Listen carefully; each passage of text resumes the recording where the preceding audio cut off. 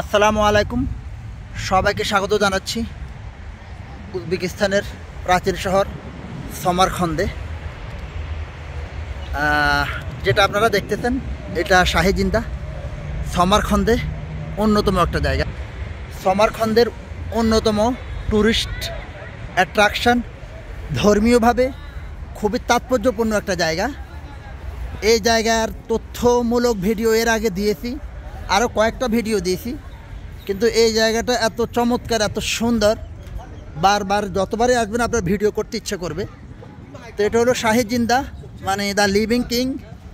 এখানে ইসলামী ধর্মীয়ভাবে কেন গুরুত্বপূর্ণ, যে আমাদের প্রিয় নবী হজরত মুহাম্মদ সাল্লাল্লাহু আলাইহি ওয়াসাল্লামের চাচাতো ভাই কুসাম ইবনে আব্বাস, ওনার কবরটা মূলত এখানে। কবর না ঠিক, ওটার ইতিহাসটা আমি এর আগে বলছি, এখনও আবার আপনাদেরকে একটু বলবো এবং ভেতরটা দেখাবো। তো আমি এর আগে যতবারে ঢুকছি আমার টাকা লাগে নাই, খুবই অল্প টাকা লাগছে, যেহেতু আমার অফিসিয়াল কার্ড ছিল। এবার যেহেতু ট্যুরিস্ট হিসেবে আসছি, তাই এখন আমি আবারও টিকিট কেটে ঢুকবো। দেখেন উপরে আরবিতে কি লিখে, যারা পড়তে পারবেন।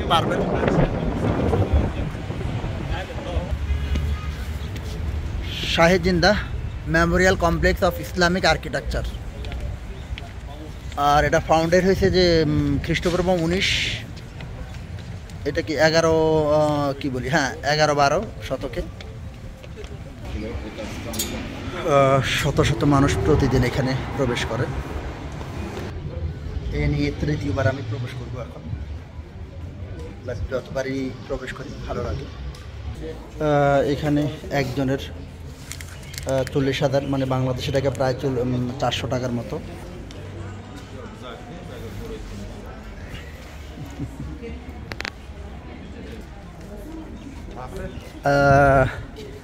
অগোছালোভাবে ইতিহাসটা আমি বলবো। আমি উপস্থাপনায় বা তথ্য সুন্দর করে বলার জন্য খুবই খারাপ একজন মানুষ, মানে আমি বলতে পারি না ওরকম সাজানো গোছানো। অনেকে আমাকে সাংবাদিক বলেন, আমি সাংবাদিক না। দেখেন কি সুন্দর কারুকার্য, কি লেখা আছে, যারা পড়তে পারেন হয়তো বা বুঝতে পারছেন।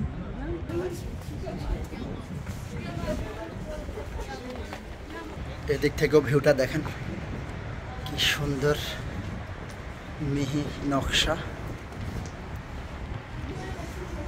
এবং এখান থেকে ভিউটা অসাধারণ। এই সুবহানাল্লাহ,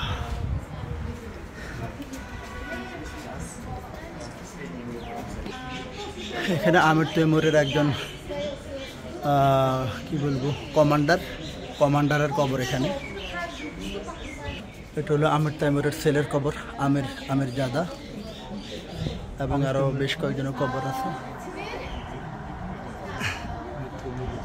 দেখেন এখানে আমির তৈমুরের বোনের কবর। নীল আকাশ, নীল গম্বুজ, সব কিছু মিলিয়ে অসাধারণ। এখানে এরা মাজার বলে না। তো পিছনে যা দেখতেছেন খুবই, কি বলবো, আপনারা হয়তো বুঝতে পারতেছেন। আমি একদম এই ভিডিওগুলো আমি রে আপলোড দেব, বাট আপনারা দেখতেছেন যে ব্যাকগ্রাউন্ডগুলো কত সুন্দর। বিশেষ করে যারা আপারা আসবেন, এই কালার ম্যাচ করে শাড়ি পরে আসবেন বা 3 পিস যেটাই পরেন, তাহলে অনেক ভাল লাগবে। এই যে ভিউটা যদি আবার দেখাই।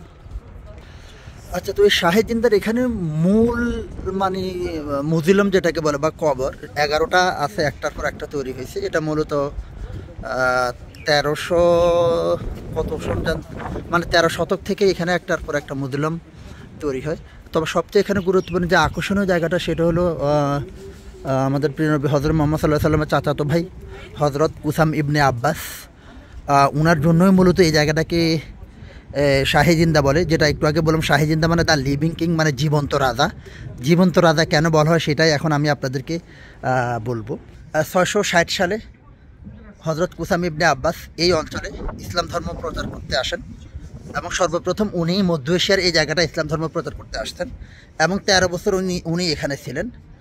তো ওই সময় এখানে অগ্নি পূজারকরা ছিল, যেটাকে জোরাস্ট্রেন রিলিজিয়ন, হয়তো অনেকেই নামটা জানেন। ওই সময় এখানে জোরাস্ট্রেন রিলিজিয়নটা খুবই স্ট্রং ছিল। উনি 13 বছর এখানে যখন ইসলাম প্রচার করতেছিলেন তখন জোরাস্ট্রেনের যে সমস্ত লিডারটা ছিল ওনারা হযরত কুসাম ইবনে আব্বাসের ওনার শত্রু হয়ে যান এবং ওনাকে খুন করার জন্য ইয়ে করেন। তো ওনাকে কোনো এক সময় যে খুন করতে আসছেন এবং তার পাশ থেকে ঘিরে ফেলছেন। ঘিরে ফেলার পরে উনি এদিকে এই যে একটু পরে হয়তো বা দেখবেন এইদিকে একটা রুমে ঢুকছেন, কিন্তু জোরাস্ট্রেনে যারা ওনাকে খুন করতে আসছেন তারা ওনাকে আর খুঁজে পায় নাই, মানে ভেতরে ঢুকে খুঁজে পায় নাই। বলা হয়ে থাকে যে ওখানে একটা কূপ হয়ে গেছে, মানে কুয়া হয়ে গেছে, উনি কুয়ার ভিতরে চলে গেছে। এরপর থেকে ওনার আর কোনো হদিস নাই। তো এই জন্য কেউ বলতে পারে না যে এখানে ওনার কবর, এটা বলা যায় না। উনি ওখানে গায়েব হয়ে যান এবং উনি কুয়ার নিচের দিকে চলে যান। ওই কুয়াটাকেই মূলত এখানে কবর বলা হয়, সেটাই এখন এখানে আছে। যেহেতু উনি এখানে মরেন নাই, ওনাকে মারতে পারে নাই, তাই ওনাকে লিভিং কিং বলে। তো লিভিং কিং মনে করা হয় যে এখানকার মানুষরা তখনও, মানে তখন যারা ছিল তারা মনে করতো যে উনি এখনও বেঁচে আছেন, কুয়ার ভিতরে আছেন। যেহেতু বেঁচে আছেন মনে করা হচ্ছে, তার জন্য এই জায়গাটাকে দ্য লিভিং কিং বা শাহী জিন্দা বলা হয়। দরজাটার সামনে সুন্দর করে লেখা বিসমিল্লাহির রহমানির রহিম। এখানে বিভিন্ন সুভেনির বিক্রি করে। এই যে ভাই মনের মাধুরী মিশিয়ে, এরা এত মানুষ আসা যাওয়া করে কিন্তু মনোযোগ দিয়ে কি যেন ওনারা ইয়ে করতেছেন। তো আমার সাথে যারা আসলো তাদেরকে ইতিহাসটা একটু ব্রিফ করলাম। আচ্ছা, মূলত এইদিকে আমরা ঢুকবো। এখানে কুসাম ইবনে আব্বাসের ওনার যে কবর বলি বা যেটা বলি ওটা আছে এখানে। আর এদিকটা একটু দেখাই যে কি সুন্দর দৃশ্য, সুবহানাল্লাহ। দেখেন কারুকার্যগুলা কি, শত শত বছর আগে মুসলিম স্থাপত্যরা, মানে কি বলি ইঞ্জিনিয়াররা, তারা এগুলা করছে। এখানে যেটা বলা হয়েছে এই গেটটা 1404 থেকে 1405 সালে নির্মাণ করা হয়েছে।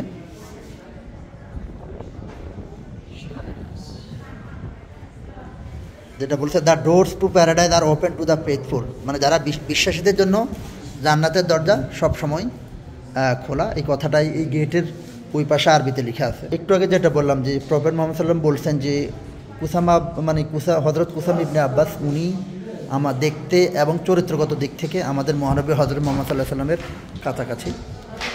তো আমরা এখন সেই জায়গাতেই ঢুকবো। তো আমি যেটা বলবো, এখানে ঢুকতে বাংলাদেশি টাকায় প্রায় 400 টাকা লাগে। 400 টাকা লাগলেও অন্তত এই জায়গাটায় এসে আপনারা অবশ্যই ভিতরে আসবেন। এত টাকা খরচ করে উজবেকিস্তান পর্যন্ত আসলে এই জায়গাটা একটু আসলে মনটা প্রশান্ত হবে, ভালো লাগবে। এই যে আমরা ভিতরে ঢুকতেছি, দেখেন দরজার ডিজাইনগুলা। আপনারা যারা এটা সম্পর্কে আরও ভালোভাবে জানতে চান তারা গুগলে গিয়ে শাহী জিন্দা লিখে একটু স্টাডি করুন, খুব ইন্টারেস্টিং, ভালো লাগবে, আরও জানতে পারবেন। তো আমরা মূলত ওটার ভেতরে ঢুকতেছি।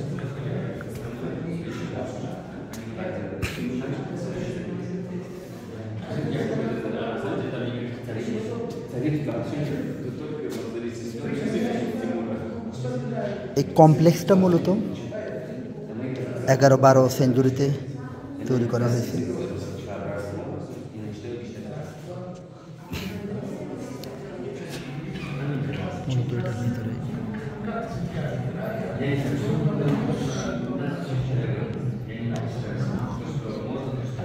এটা এখানে মূলত হযরত কুসাম ইবনে আব্বাস উনি আছেন।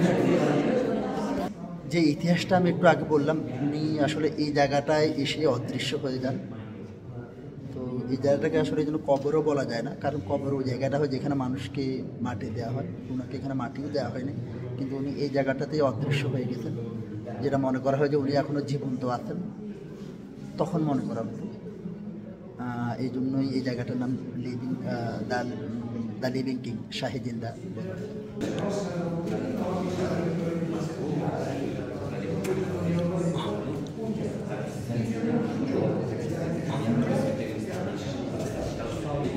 এখানে প্রতিদিন হাজার হাজার মানুষ এই জায়গাটা দেখতে আসে।